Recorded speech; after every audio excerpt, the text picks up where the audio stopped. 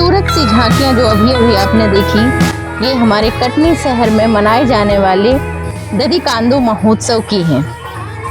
नमस्कार, बहुत बहुत स्वागत है आप सभी का फिर से एक नए और बेहतरीन वीडियो में। दधिकांदो महोत्सव कटनी में जन्माष्टमी के बाद मनाया जाने वाला एक प्रसिद्ध उत्सव है। यह उत्सव श्री कृष्ण भगवान की भक्ति और उत्साह का प्रतीक है। इस उत्सव में शोभा यात्रा निकाली जाती है और दही की मटकियां फोड़ी जाती हैं।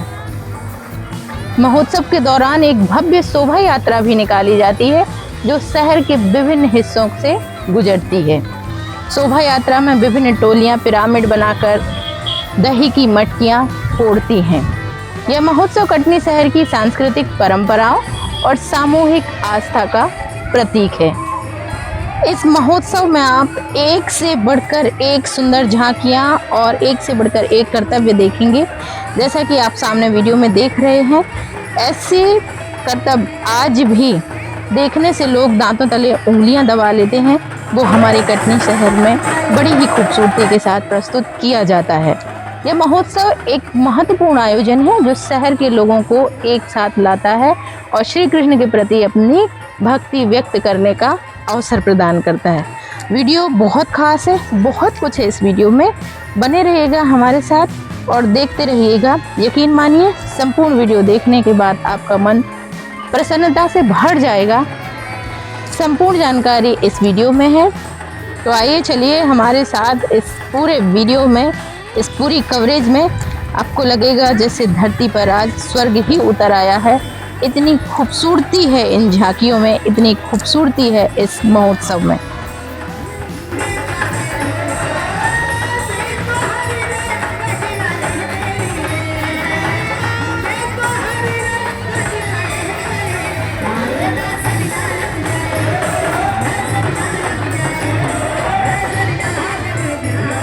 ये तस्वीरें हैं 17 अगस्त रविवार की, जब हमारी कटनी शहर में 71वां दधिकांदो महोत्सव मनाया गया।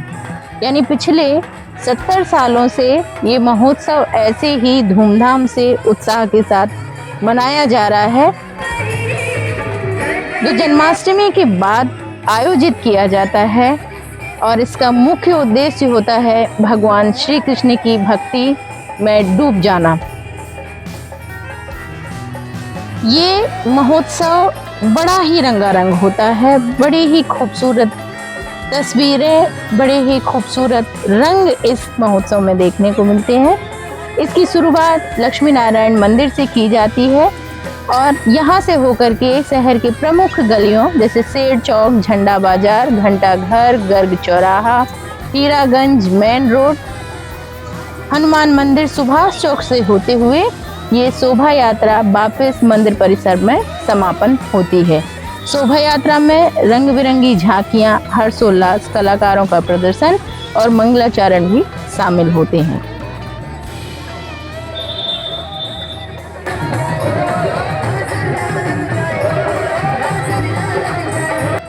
इस शोभा यात्रा के दौरान हर ओर बस कृष्ण भक्ति के रंग बिखरे रहते हैं।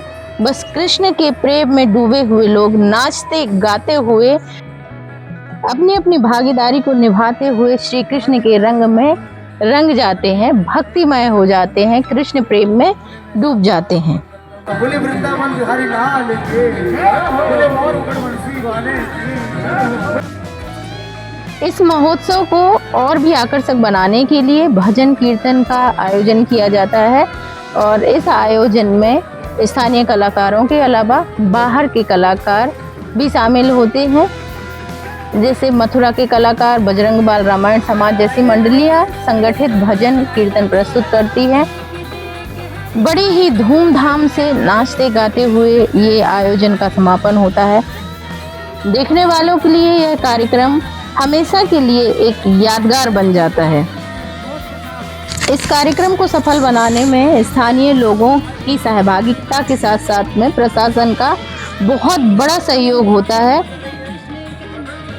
जनता को, कलाकारों को किसी भी तरह की कोई असुविधा ना हो, इसका खास ख्याल रखा जाता है और सभी व्यवस्थाएं सुचारू रूप से चलती हैं।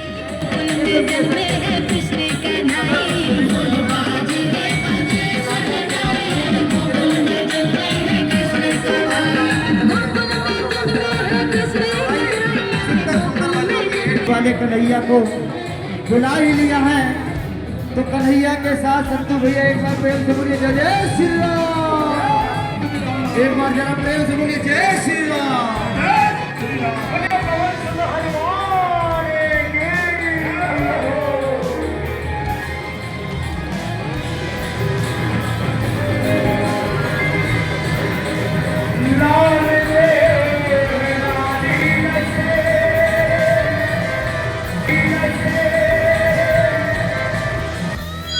आज इस शोभा यात्रा के दौरान ऐसा लग रहा है मानो हमारे कटनी शहर में स्वर्ग उतर कर आ गया हो।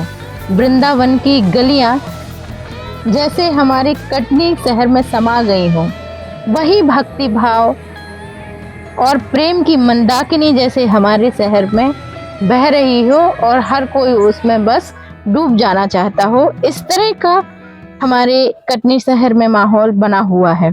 यहाँ सबके लिए समानता है, फिर चाहे वह इंसान हो या भालू और बानर।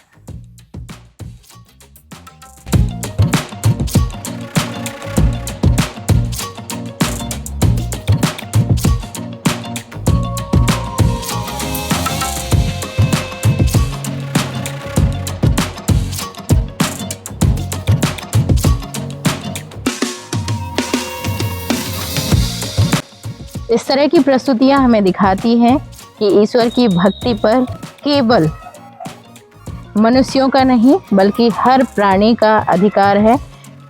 ईश्वर ने जिसे जैसी शक्ल सूरत जो भी दिया है, हर किसी का ये अधिकार है तो वो ईश्वर से उतना ही प्रेम दिखाए।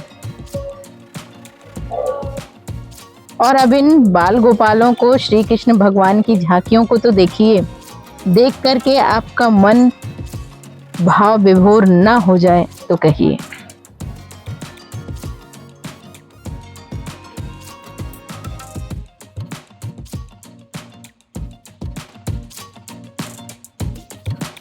कितना असीम सौंदर्य था भगवान श्री कृष्ण के वेशभूषा में कि इसे जो भी धारण करता है ऐसे लगता है कि बस भगवान श्री कृष्ण उतरकर उसकी छवि में समा गए हैं। जरा इन्हें देखिए, बस ऐसा लग रहा है कि इन्हें देखते ही रहें। ऐसी सुंदर युगल जोड़ी कि मन ही नहीं करता है कि आंखें दूसरी तरफ करें।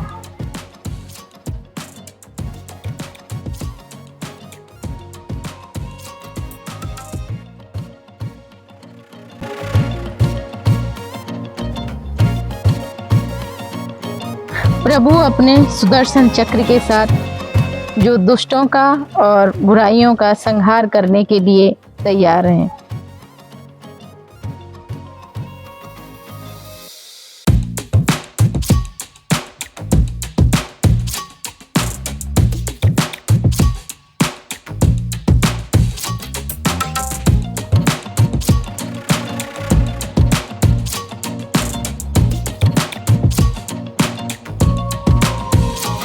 सजी धजी झांकियां, सजे धजे सारथी, सजे धजे रथ, वाह क्या बात है।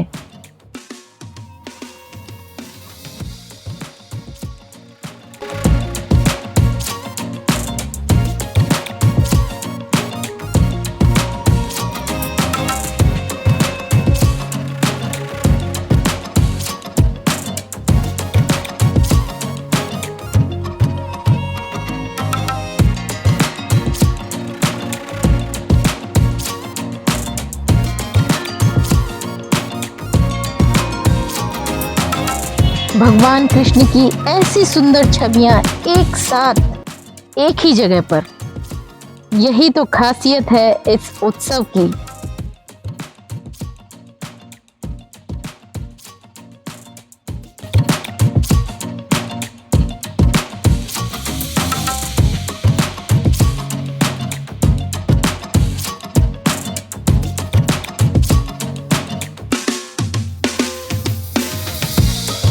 इन सब को देखकर तो ऐसा लगता है कि सच में भगवान हर एक बाल गोपाल में समाये हुए हैं, हर किसी के छवि में वो दिखाई देते हैं। बस हमारी आस्था पर निर्भर करता है कि हम बालकों में, बालिकाओं में किस रूप को देखते हैं, उन्हें किस दृष्टि से देखते हैं। देखिए कैसी मनोहारी छवियां दिखाई दे रही हैं आज यहाँ। ऐसा लग रहा है जैसे संपूर्ण वृंदावन यहाँ पर पधारा हो।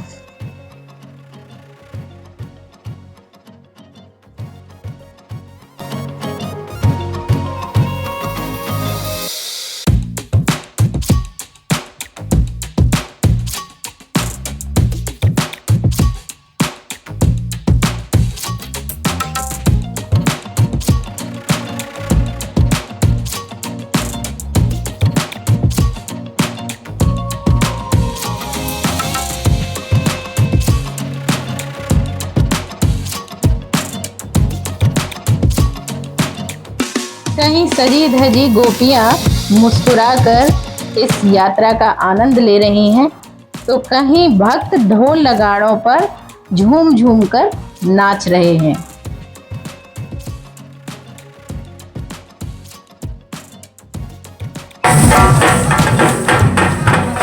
महाराष्ट्र के सुप्रसिद्ध लेज़म नृत्य के साथ में भगवान श्री कृष्ण के प्रति अपनी भक्ति को प्रदर्शित करता हुआ ये ग्रुप, जिसमें छोटे बड़े सभी शामिल हुए हैं, एक साथ मिलकर के भगवान कृष्ण के प्रति अपने प्रेम को प्रकट कर रहे हैं। इतनी खूबसूरत प्रस्तुति है कि शब्दों में इनकी प्रशंसा कर पाना बहुत मुश्किल है। ये सभी लोग बहुत बहुत प्रशंसा के पात्र हैं। कई दिनों के लगातार अभ्यास के बाद में इस तरह की प्रस्तुतियां कर पाना संभव होता है। ऐसी सांस्कृतिक प्रस्तुतियों की जितनी प्रशंसा की जाए उतनी ही कम होती है, और ऐसी ही प्रस्तुतियां हमारी संस्कृति में चार चांद लगाने का काम करती हैं, हमारी संस्कृति को आगे बढ़ाने का काम करती हैं।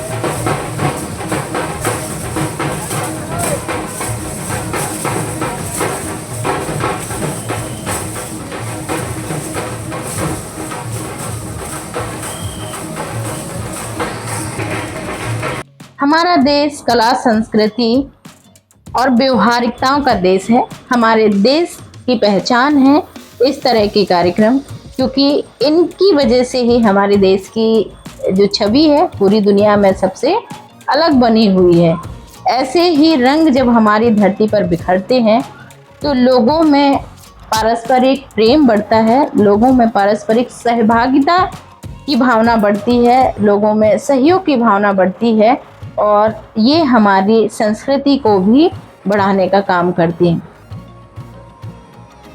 हम सभी ने भगवान श्री कृष्ण की बाल लीलाओं के बारे में सुना है, पढ़ा है और झांकियों में देखा है, और हम सब जानते हैं कि भगवान श्री कृष्ण के समक्ष रहने वाले सभी लोग उनसे बहुत प्रेम करते थे, और उन्होंने अपने प्रेम को भी उसी तरह से निभाया, जिसने उन्हें जिस रूप में देखा बस उसी तरह से पाया।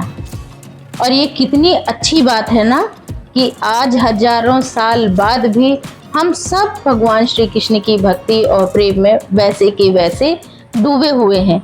हमें ऐसा लगता है जैसे अभी कभी की ही तो बात है। भगवान श्री कृष्ण की बाल लीलाओं को पढ़ने के बाद हमें ऐसा लगता है जैसे हमने स्वयं उन बाल लीलाओं को अपनी आंखों से देखा हो। ये हमारा भगवान के प्रति प्रेम ही तो है। आज इस शहर की गलियों और चौक चौराहों पर उमड़ी हुई भीड़, गूंजते ढोल नगाड़े और आसमान को चीरते जयकारे आस्था और उत्साह की वर्षा कर रहा है।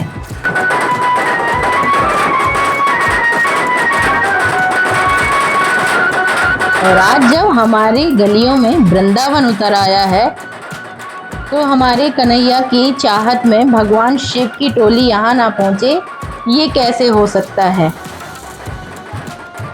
उनके गणों ने भी यहाँ जो रंग बरसाए वो बस देखने लायक थे।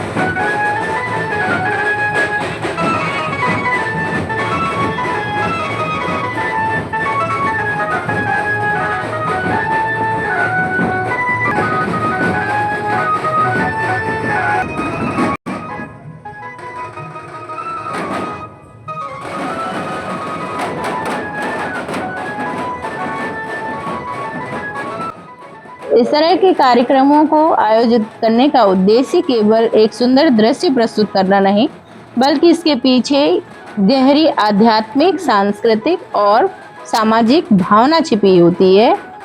इस तरह की प्रस्तुति से लोग आपस में जुड़ते हैं, अपनी कलाओं का प्रदर्शन करते हैं, श्री कृष्ण भगवान की झांकियां सजाते हैं, जिससे कि भक्ति को जागृत किया जाता है, लीलाओं का स्मरण किया जाता है। समाज को जोड़े रखने के लिए ये बहुत बड़ी भागीदारी निभाते हैं और आने वाली पीढ़ियों को हमारी संस्कृति से परिचित करवाते हैं। आपको हमारा ये वीडियो और ये कार्यक्रम कैसा लगा, अपनी राय जरूर दें। देखने के लिए बहुत बहुत धन्यवाद।